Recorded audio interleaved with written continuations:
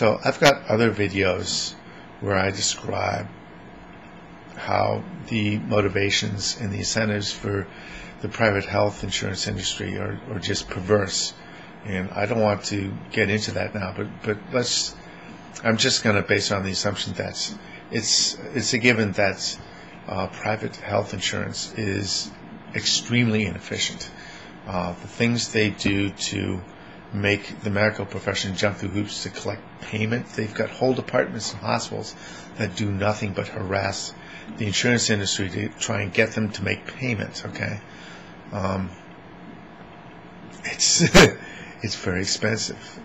Hiring a department of accountants that do nothing but try and collect payments. It's an army of bill collectors is what's happened to the insurance industry.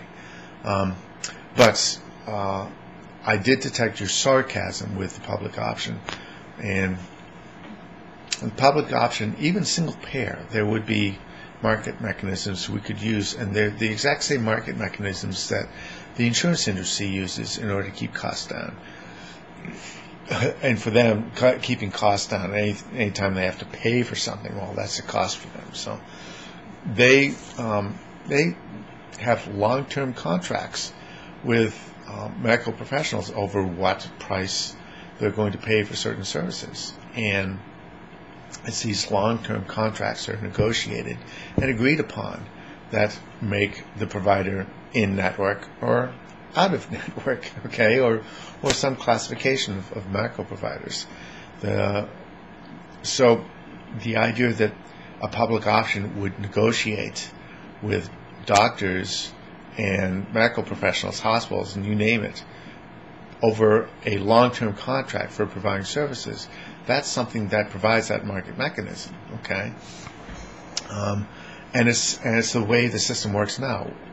There's no reason why we have to fundamentally change that mechanism, because that part of it seems to be working okay. There are other problems, but there is a market mechanism. The long-term contract and the negotiation is the way to handle it, okay? And that would work even with single payer, all right? And it will work with the public option.